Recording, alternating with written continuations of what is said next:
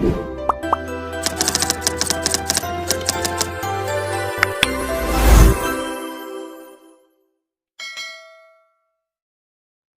sebenarnya yang dimaksud dengan pegawai pemerintah dengan perjanjian kerja atau P3K dan perbedaannya dengan pegawai negeri sipil atau PNS menuai sejumlah pertanyaan dan bahkan keraguan dari Sobat BKN.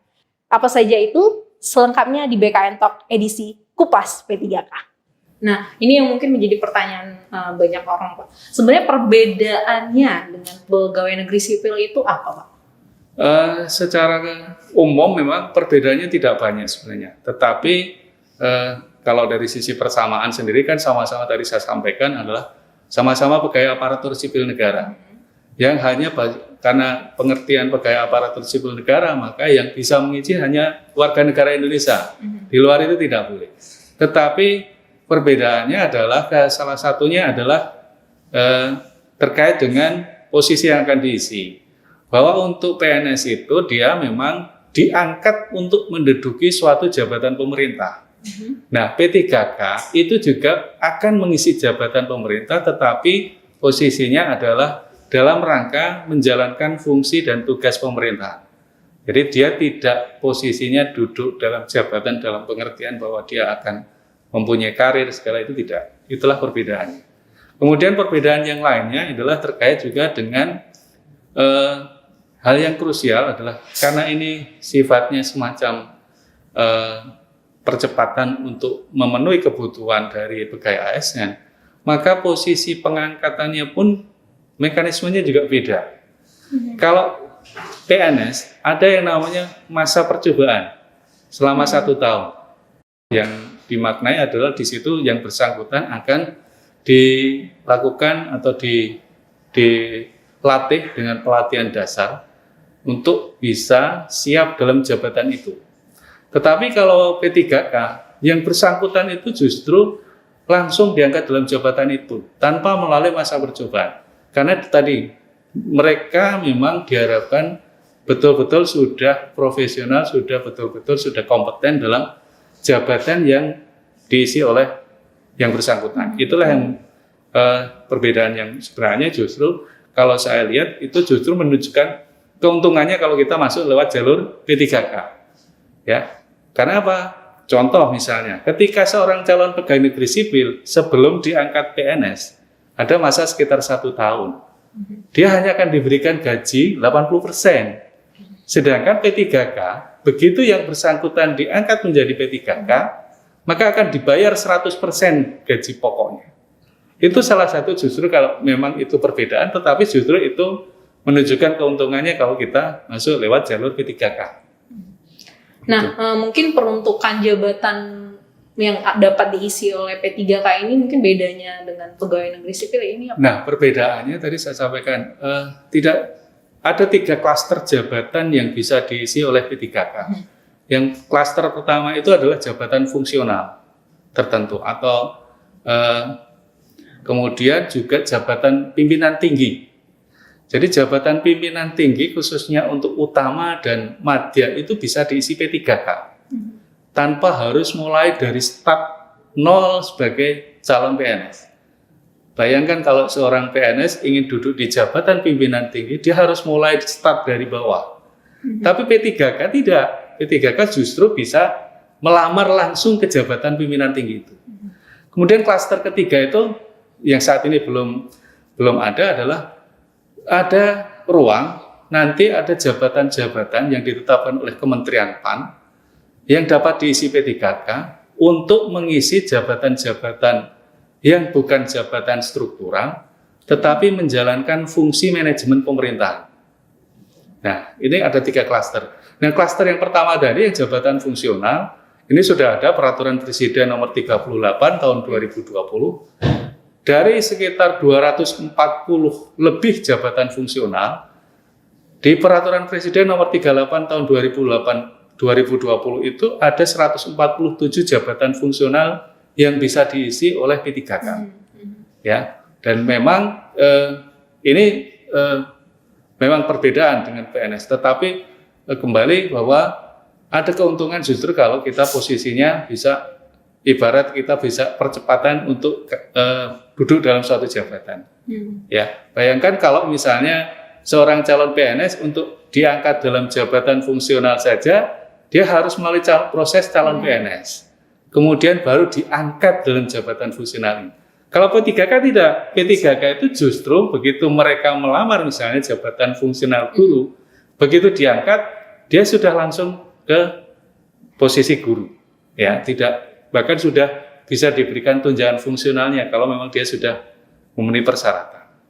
Itu berbeda. Tapi skema pengangkatannya tetap sama ya Pak, lewat seleksi gitu? Ya. Atau ada tahapan perbedaan seleksinya? Kalau dari sisi seleksi semua, baik PNS maupun P3K itu tetap melalui proses seleksi, karena ini amanat Undang-Undang Nomor 5 Tahun 2014. Jadi ada proses penyusunan kebutuhan baik PNS maupun P3K, kemudian setelah ditetapkan kebutuhannya, maka akan dilakukan proses seleksi untuk menentukan warga negara Indonesia mana saja yang sudah melamar dan memenuhi kriteria persyaratan yang dibutuhkan. Nah, perbedaannya adalah ketika kita misalnya melamar sebagai P3K, begitu kita dinyatakan lulus, maka akan ditetapkan SK pengangkatan calon P3K. Berdasarkan SK pengangkatan calon P3K itu kemudian diajukan usul ke BKN untuk ditetapkan nomor induk P3K-nya. Nah, setelah yang bersangkutan ditetapkan nomor induk P3K-nya, maka PPK atau pejabat pembina kepegawaian, baik gubernur, bupati, wali kota, atau menteri, atau pimpinan lembaga non-kementerian, bisa menetapkan SK pengangkatan P3K yang bersangkutan. Dan setelah itu yang bersangkutan bisa bekerja, ya, bekerja dan menerima penghasilan.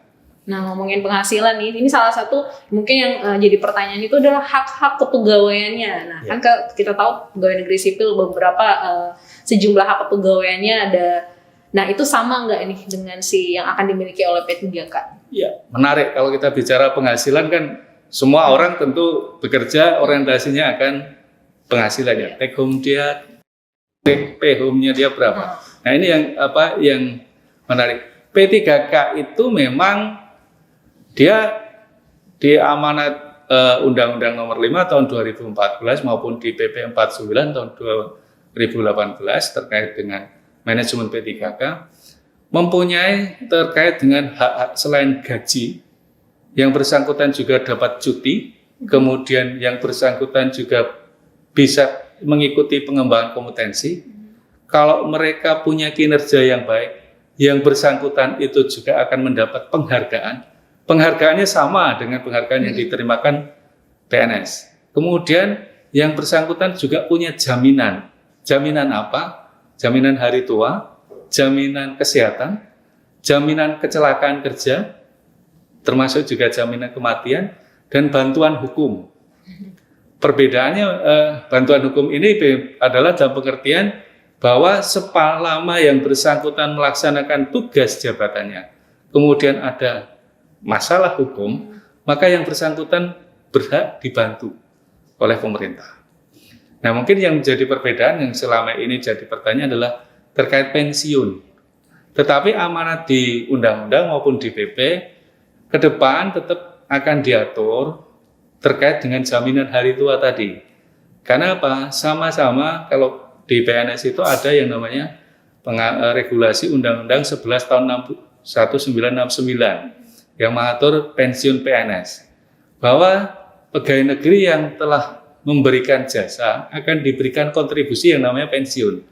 Maka harapannya juga pemerintah ke depan itu ingin mereka yang juga sudah berjasa itu diberikan jaminan juga, walaupun bentuknya memang masih dalam format yang dicari, karena permasalahannya adalah P3K ini kan kontraknya beda-beda.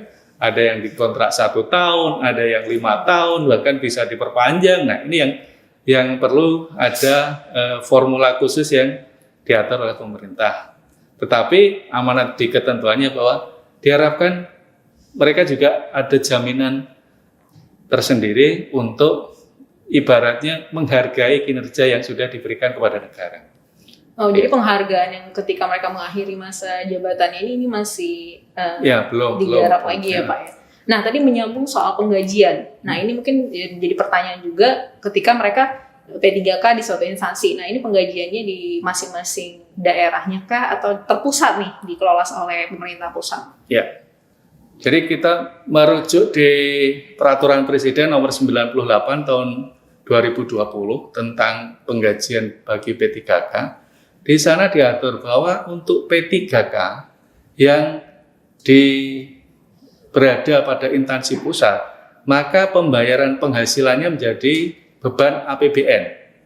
Sedangkan untuk P3K yang berada di daerah, yang artinya yang bekerja untuk instansi pemerintah daerah, maka beban penghasilannya dibebankan pada APBD. Itu sudah ada di ketentuan di di Peraturan Presiden Nomor 98 tahun 2020, termasuk di saat itu diatur juga besarannya. Jadi ada mekanisme pembayarannya, ada mekanisme bayaran, kemudian berapa besaran yang diterimakan setiap P3K. Dan untuk pengelolaannya sendiri berarti sama halnya dengan pegawai negeri ya Pak? Maksudnya pengelolaannya itu ketika sudah diseleksi pengangkatan, penempatan, mereka dikelola pertanggungjawaban pengelolaannya itu di masing-masing pegawai pemerintah, pejabat pembina kepegawaiannya masing-masing ya? Iya, betul. Karena begini, karena penghasilan itu bukan hanya sekedar gaji, tetapi juga tunjangan-tunjangan, baik itu tunjangan keluarga, kemudian tunjangan penghasilan yang lain. Contoh misalnya, kalau di instansi pusat ada istilah tunjangan kinerja, maka diharapkan P3K itu juga mendapat hak yang sama. Karena dia punya pekerjaan, punya tugas yang tidak jauh berbeda dengan PNS. Kemudian kalau di daerah ada insentif untuk PNS daerah, maka diharapkan di kontrak itu juga yang bersangkutan P3K juga akan diberikan insentif juga. Maka ketika pada saat penandatangan perjanjian kerja antara pejabat pembina kepegawaian dengan P3K itu di situ clear. Sudah harus disebutkan berapa dia terima gajinya, berapa dia terima tunjangannya. Itu sudah tegas harus disebut di situ. Sehingga sejak awal P3K itu tahu berapa yang akan diterima. Ya, dia tidak usah nyari regulasinya, baca peraturannya, dia sudah tahu. Karena dia sejak awal, dia sudah tahu ini yang akan dia terima dari negara ke atas kinerja dia. Ya. Nah, dan terakhir mungkin ya soal masa kontrak kerja. Nah, ini kan minimal 1 tahun, maksimal 5 tahun, dan mungkin ini yang mengkhawatirkan justru bagi mereka yang mungkin ingin melamar menjadi P3K, seolah-olah dia Pak ya, lebih kayak bagaimana mereka ketika memperpanjang kontrak kerjanya, apakah hanya minimal 1 tahun atau setelah 5 tahun mereka harus melamar kembali jadi P3K? Ya. Begini, terkait dengan masa kontrak.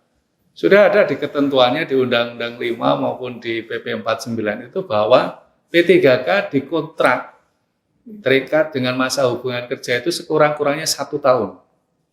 Maksimalnya sebenarnya di ketentuan tidak diatur, tetapi kebijakan dari pemerintah mengikuti penyusunan kebutuhan PNS per 5 tahun, maka maksimalnya 5 tahun. Ada ketentuan di Peraturan Menpan Nomor 70 Tahun 2020. Ya, jadi masa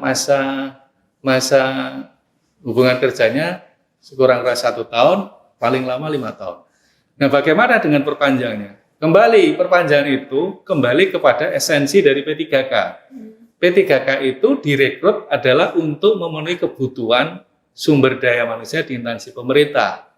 Ya, artinya kalau memang instansi pemerintah masih membutuhkan yang bersangkutan, maka instansi pemerintah bisa memperpanjang.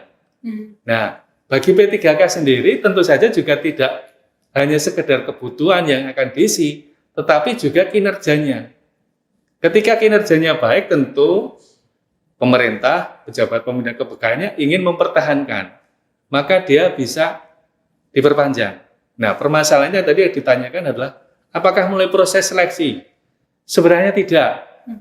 Proses seleksi itu kalau yang bersangkutan kemudian melamar atau ingin pindah ke jabatan lain atau pindah unit kerja. Karena tidak ada istilah mutasi P3K. Mereka sejak awal melamar untuk mengisi jabatan tertentu di unit kerja tertentu. Sehingga ketika mereka pindah jabatan, maka mereka harus melalui proses seleksi lagi. Karena jabatan yang dilamar beda. Nah itulah ya. Itu terkait dengan mekanisme perpanjangannya. Jadi kembali kinerjanya bagaimana? Kemudian kebutuhan dari sisi instansi pemerintah, kebutuhannya seperti apa? Ya. Contoh saya gambarkan misalnya pemerintah punya proyek misalnya bangun jalan tol. Diprediksi pembangunan jalan tol itu 4 tahun selesai. Maka direkrut misalnya arsiteknya atau dari teknik sipilnya untuk insinyur untuk ngisi misalnya dia teknisi jembatannya. Mau membuat jembatannya seperti apa? Direkrut. Begitu sudah selesai proyeknya 4 tahun, sebenarnya kan sudah selesai, kebutuhan pemerintah sudah selesai, dia sudah tidak butuh tenaga itu lagi. Tetapi kalau misalnya kemudian ternyata ada proyek yang lain, ya, yang masih di bawah instansi itu, sebenarnya pemerintah bisa saja memperpanjang. Tetapi kalau sudah tidak dalam jabatan tadi teknisi jembatan, dia mau ke jabatan lain harus tetap proses seleksi. Seperti itu, ya. Tapi kembali kalau teknisi jembatannya kinerjanya juga tidak beres, baru bangun aja jembatannya sudah ambrol, tentu pemerintah juga pikir-pikir akan memperpanjang, tunggu dulu, ya itulah.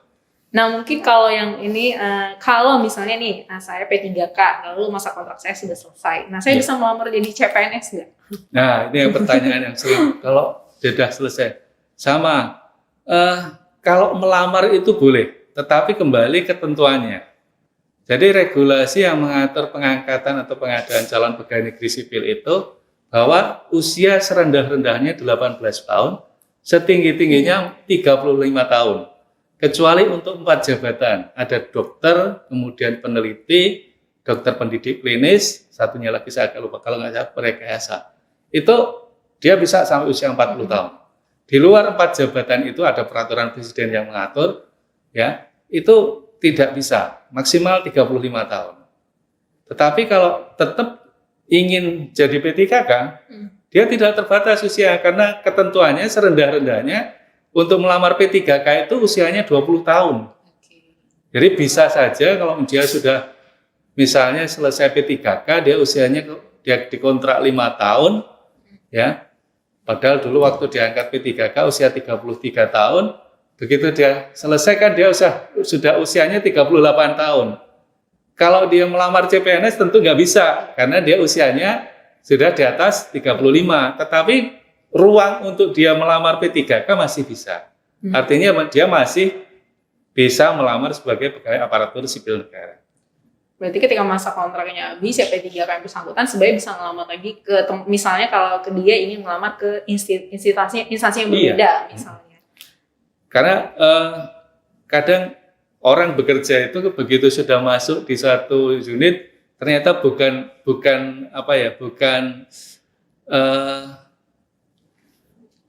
hatinya tidak sesuai, ya, bukan jiwanya ke situ. Maka kadang pengen pindah jabatan, boleh, ya, boleh pindah jabatan, boleh.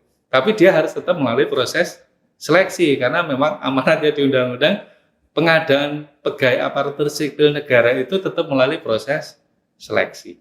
Oke. Ya. Mungkin sebagai penutup Pak, kita bisa katakan PNS dan P3K itu sebenarnya sama, setara. Ya. Mereka sama-sama aparatur sipil negara, hanya ada perbedaan mungkin di unsur-unsur hak kepegawaiannya, mungkin pengaturan skema kerjanya antara PNS dan P3K mungkin bisa disimpulkan ke kita garis besar pengelolaan perbedaan P3K dan PNS. Ya, tadi memang hampir sama, saya bilang tidak bisa 100% sama.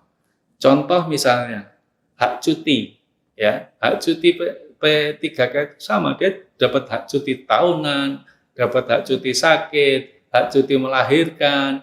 Tetapi dia tidak punya hak cuti di luar tanggungan negara. Karena apa? Karena hak cuti tanggungan negara itu bisa diberikan selama 3 tahun. Nah, bisa dibayangkan kalau misalnya P3K dikontrak 1 tahun, tapi dia minta cutinya 3 tahun. Nah, itu makanya tadi saya sampaikan tidak bisa 100% sama. Ada beberapa hal yang agak beda, tetapi bukan kemudian itu mengurangi bahwa yang bersangkutan tidak punya hak. Tetap dia punya hak. Ya, hak cutinya masih ada. Ya, pengembangan karir yang walaupun dia hanya dikontrak 1 tahun, itu tetap pemerintah punya kewajiban mengembangkan karir, bukan pengembangan karir, pengembangan kompetensi, maaf, pengembangan kompetensi. Karena apa? Ketika seorang P3K, dia ditingkatkan kompetensinya, sebenarnya yang untung itu siapa? P3K atau pemerintah? Tentu pemerintah, karena dia selain sudah punya tenaga yang tadi direkrut sejak awal sudah punya kompetensi, kemudian ditingkatkan kompetensi, performanya yang meningkat bukan hanya performanya dari P3K, justru performa unit kerja, performa dari instansi pemerintah yang bersangkutan, itu juga akan secara signifikan akan meningkat. Itulah maka diberikan kewajiban pada pemerintah untuk itu. Jadi intinya jangan ragu untuk menjadi P3K ya Pak? Iya. Karena seluruh unsur-unsur kepegawaiannya bisa dikatakan kurang lebih sama dengan PNS walaupun memang ada perbedaan di skema kerjanya, kontrak kerjanya, seperti itu. Baik, terima kasih Pak Dwi Haryono untuk waktu dan kesempatannya. Semoga apa yang kita obrolin di BKN Talk Kupas P3K kali ini sedikit banyaknya menjawab nih kekhawatiran atau pertanyaan dari Sobat BKN. Baik, saya Desi mewakili BKN. Terima kasih untuk BKN Talk kali ini. Sampai ketemu di BKN Talk lain kali.